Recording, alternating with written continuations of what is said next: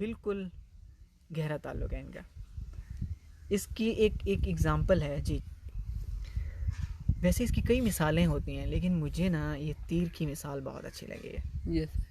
ठीक है, बहुत अच्छी मिसाल दी है इन्होंने। और ये इंस्ट्रूमेंट, ये वीपन है, ठीक है, ये वो वीपन है, इसको इंस्ट्रूमेंट भी कह सकते हैं हम। ये वो आला है जो इंसान ने ईजाद किया, और ये चलता ही इन दो के रिश्ते के साथ है, काइनेटिक और पोटेंशियल के। ठीक है, इंसान क्या करता है, हम जब तीर को खींचते हैं, इसकी कमान को खींचते हैं, हम फोर्स लगाते हैं। ठीक है, फोर्स लगाते हैं और ये पीछे की तरफ आता है। इस तरफ हमने फोर्स लगाई और डिस्प्लेसमेंट तय हुआ। ठीक है, तो हम वर्क करते हैं, F.S ये वर्क हो गया। ठीक है, ये वर्क हो गया, और वर्क आपको पता है कि वर्क एनर्जी के बराबर है। इसका मतलब कमान के अंदर एनर्जी स्टोर हो जाती है। ठीक है, यस। अब कमान में एनर्जी स्टोर हो चुकी है। ठीक है, क्योंकि Fs हुआ है, वर्क तो हुआ है, और कमान ऐसे मटेरियल की बनाई जाती है। मैं ये बात भी आपको यहाँ बताना चाहता हूँ। ठीक है, एनर्जी ऐसे ही स्टोर नहीं हो जाती हर चीज़ में।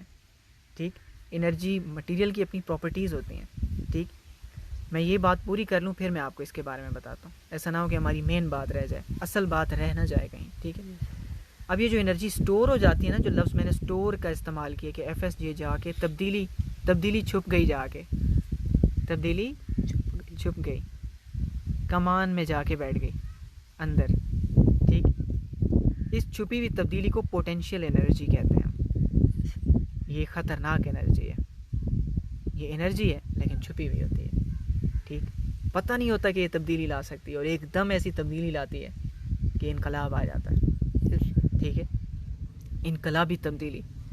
ठीक, तीर चलते हैं तो इनकलाब आ जाता है। ठीक है, फिर क्या होता है, जैसे ही इसका जो निशानेबाज है वो यहाँ से अपना हाथ छोड़ता है और छुपी हुई तब्दीली को निकलने देता है, तो वो सारी तब्दीली, ये जो तार होती है बहुत लाइट वेट होती है, ये अपनी सारी वही फोर्स वापस डिलीवर करती है इस तीर को, और वो फोर्स लगाती है इस तीर के ऊपर।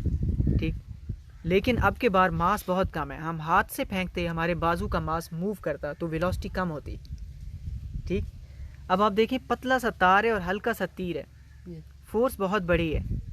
ठीक, हमारा हाथ अब अपनी जगह रुका रह गया। ठीक, अब मास कम है तो वो सारी की सारी फोर्स हल्के से मास पे जाती है, तो इसको बहुत हाई वेलोसिटी प्रोवाइड करती है। यस। ओके, और हाई वेलोसिटी से कौन सी एनर्जी पैदा होगी, अभी आपने पढ़ा है, वो कौन सी एनर्जी है जो हाई वेलोसिटी से पैदा होती है, काइनेटिक एनर्जी। और सारी की सारी पोटेंशियल एनर्जी कन्वर्ट हो जाती है काइनेटिक एनर्जी में, और तीर शदीद काइनेटिक एनर्जी के साथ मूव करता है। ठीक, और फिर जब जाके टकराएगा और इसकी वेलोसिटी कम होगी, जब वेलोसिटी कम होगी तो rate of change of momentum होगा, और rate of change of momentum होगा तो फोर्स डिलीवर करेगा। और अक्सर तीर इतने अच्छे होते थे कि इतनी फोर्स डिलीवर करते थे कि जो ज़ीरा पहनी होती थी फाइटर ने, ठीक, जो जंगजुओं ने ज़ीरा पहनी होती थी, वो ज़ीरा को चीर के अंदर चला जाता था, आर्मर को चीर के अंदर चला जाता था। ठीक, और इनकलाब आ जाता था।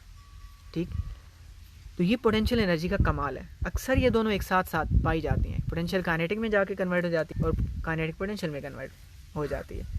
मैं अक्सर बच्चों को एक गमले की भी मिसाल देता हूँ। आपने गमला ख़रीदा, नीचे गमले वाला आया हुआ था, पौधे बेच रहा था, आपने गमला ख़रीदा, गमला जाके आपने ऊपर जाके अपनी बिल्डिंग की छत पे रख दिया। Yes sir. अब नीचे कोई अगर आदमी खड़ा हुआ है और ये गमला गिरा नीचे, तो जो उठाकर मुशक्क़त की थी आपने, सीढ़ियाँ चढ़ के आप ऊपर ले गए थे, और आपने जितना वर्क किया था और जितनी एनर्जी इसमें स्टोर की थी, वो सारी की सारी जब गमला नीचे गिरेगा, खुदा ना खास्ता किसी पे ना गिरे, दुश्मन पे भी ना गिरे, ठीक है, जब गिरेगा तो क्या होगा, वो सारी एनर्जी एक साथ रिलीज़ होगी ना। यस। और नीचे खड़े इंसान का काम तमाम हो जाएगा। ठीक, यस सर। अब आपको समझ में आया कि एनर्जी इसीलिए हम पोटेंशियल एनर्जी को क्या कहते हैं, energy due to position of a body. Yes. किसी बॉडी की पोजीशन की वजह से जो उसमें एनर्जी आ जाती है उसको हम पोटेंशियल एनर्जी कहते हैं।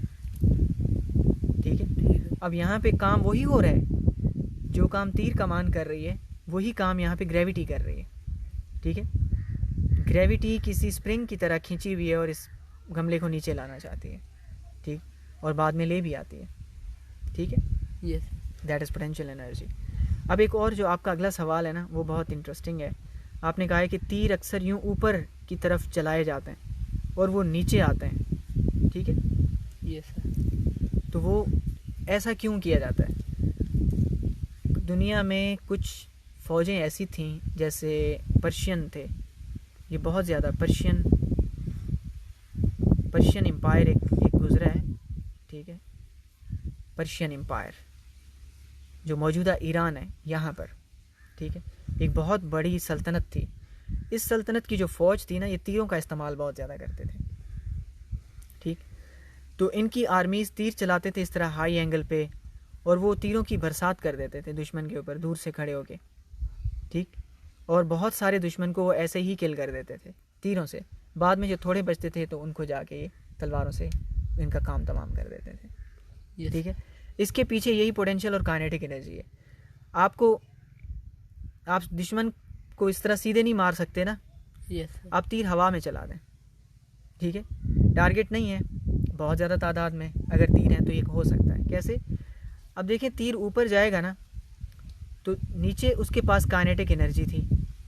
तीर जितना बुलंदी की तरफ जाएगा उसकी पोजीशन हाई होती जाएगी, तो उसमें उसकी पोटेंशियल एनर्जी उसकी काइनेटिक एनर्जी पोटेंशियल में कन्वर्ट हो जाएगी। किस में कन्वर्ट हो जाएगी? जी।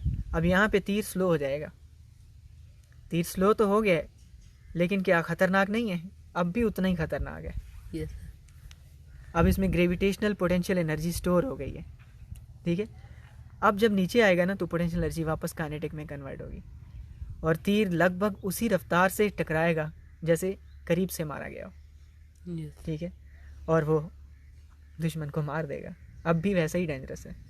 इसीलिए जो हवाई फायरिंग की जाती है, ये गोलियां कहीं ना कहीं गिरती हैं तो लोग मारे जाते हैं। हवाई फायरिंग वाले लोग वो तो इस बात को नहीं समझते, ठीक? वो शायद समझते हैं कि गोली हमने हवा में चला दी तो हमने बिल्कुल मासूमाना काम किए। तो इनकी इन मासूमाना हरकतों से जो वाकई इनोसेंट लोग होते हैं वो मारे जाते हैं, ठीक? क्योंकि गोली जब जाएगी ना ऊपर तो वो हज़ारों फीट की बुलंदी पर कितनी ह्यूज पोटेंशियल एनर्जी स्टोर करेगी, आप अंदाज़ा लगाएं।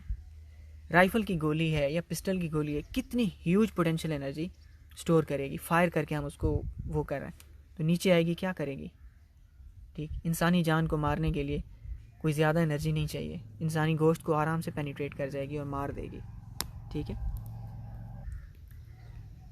इन चीज़ों में बातें बहुत हैं, ठीक? मैं इसके फार्मूले को इग्नोर नहीं करना चाहता, ओके? इसका फार्मूला भी वर्क से ही आता है, जैसे काइनेटिक एनर्जी का फार्मूला वर्क से आता है। तो वर्क हमें पता है कि वर्क फोर्स इनटू डिस्प्लेसमेंट का नाम है, ठीक है? वर्क किसका नाम है? Force into displacement. तो अगर हम तीर की बात करें या चीज़ों के उसकी बात करें तो वर्क फोर्स अक्सर ज़मीन के वेट के बराबर होती है, चीज़ के वेट के बराबर होती है। जैसे गमला है, ठीक? गमले का वेट, तीर का वेट ले लें आप, ठीक है? वेट के बराबर होगी। डिस्प्लेसमेंट अक्सर एच के बराबर होता है, ठीक है? और वेट हमारा mg होता है और डिस्प्लेसमेंट अगर हमारा h होता है तो पोटेंशियल एनर्जी mg h के बराबर हो जाएगी। फोर्स वेट के बराबर है और वेट mg के बराबर है। फोर्स वेट के बराबर है और वेट mg के बराबर है और s h के बराबर है, तो mg और h मिल के पोटेंशियल एनर्जी का फॉर्मूला बना देंगे, ठीक है? तो पोटेंशियल एनर्जी 3 चीज़ों का कॉम्बिनेशन है, मास, ग्रेविटी एंड हाइट, ठीक है? ये 2 चीज़ें मिलकर फोर्स बना रही हैं और ये डिस्प्लेसमेंट। तो ये हो गई हमारी पोटेंशियल एनर्जी, ठीक है? ओके। अब पोटेंशियल एनर्जी के एक न्यूमेरिकल है, पढ़ते हैं इसको, अक्सर इंटरेस्टिंग हुआ करते हैं ऐसे numericals. A body of mass 50 kilogram is raise to height of 3 metre. 50 kilogram की चीज़ को 3 मीटर ऊपर रखा गया है। 50 किलो, अक्सर इंसान का वज़न 50 किलो होता है और अक्सर कमरे की छत 3 मीटर ऊपर होती है, छोटा कमरा अगर हो तो। आप यूँ समझ लें कि इंसान सीढ़ी से चढ़ के ऊपर छत पे जाके बैठ जाए, ऐसा ही है तकरीबन, okay? What is potential energy? उसकी पोटेंशियल एनर्जी कितनी होगी? वेरी इजी क्वेश्चन, ठीक है? Mass 50 kilogram, height 3 metre, g की वैल्यू 10 मीटर पर second, potential energy is equal to mgh। 50, 10 और 3 तीनों को मल्टीप्लाई करें, 10, 50, 500 और 3, 1500, 1500 जूल एनर्जी होगी। दैट्स वेरी इंटरेस्टिंग, ओके, ठीक है? Yes sir. और अब नेक्स्ट है 6.4, A force of 200 Newton acts on a body of mass 20 kilogram. The force accelerates the body from rest until it attains a velocity of 50 meters per second. Through what distance the force acts? अब इस numerical में ये बताया गया है कि 200 Newton की force लगी है किसी ऑब्जेक्ट के ऊपर, ठीक है, 200 न्यूटन की फ़ोर्स, और उसकी वेलोसिटी को कितना कर दिया, 0 से 50 मीटर पर सेकंड, ठीक है। तो कितने फासले तक लगी होगी, एस मालूम करना है। अगर हम दूसरे फार्मूलों के ज़रिए जाएं, इनिशियल वेलोसिटी, फाइनल वेलोसिटी, और हम फिर एक्सेलरेशन निकालें, फर्स्ट इक्वेशन, थर्ड इक्वेशन, ज़्यादा टाइम लग जाएगा। इसका आसान तरीका ये है, एक हमारे पास कॉम्बिनेशन है एफ एस का, ये वर्क है, ये क्या है, वर्क, और हमें पता है कि वर्क किस में कन्वर्ट हो चुका है, काइनेटिक एनर्जी में, ठीक है, काइनेटिक एनर्जी में। तो हम क्या करेंगे, हम एक ऐसी इक्वेशन बनाएंगे, हम काइनेटिक एनर्जी का कॉम्बिनेशन बना देंगे एफ एस के साथ, क्योंकि एफ एस वर्क है और वर्क काइनेटिक एनर्जी है। तो मैं काइनेटिक एनर्जी को अगर एफ एस के बराबर रख लूँ तो ये मेरे लिए ज़्यादा आसान नहीं है। काइनेटिक एनर्जी तो आसानी से मालूम हो जाएगी ना, ऑब्जेक्ट की वेलोसिटी पता है, काइनेटिक एनर्जी मालूम हो जाएगी, काइनेटिक एनर्जी से मैं एफ, मुझे पता है, एस निकाल लूँगा। ओके, यहाँ यही किया गया, आप देखें, एफ एस और काइनेटिक एनर्जी का कॉम्बिनेशन बना दिया गया है, ठीक है, क्योंकि ऑब्जेक्ट पे वर्क किया है, वर्क से काइनेटिक एनर्जी पैदा हुई है, ठीक है। तो अब आप देखें क्या किया गया है, F S is equal to half M V square, ठीक है। तो अब आप वैल्यूज़ पुट कर दें, फोर्स है 200 न्यूटन, एस मालूम करना है, 1/2, ऑब्जेक्ट का जो मास है वो 20 किलोग्राम है, और इसकी वेलोसिटी 50 मीटर पर सेकंड हो गई थी बिल आखिर, ठीक। अब आप देखें, इस 200 को यहाँ रहने दें, एस 1/2, इसको आप 20 से काट के 10 कर दें, ठीक है। तो ये चीज़ ऐसे हो जाएगी, 10,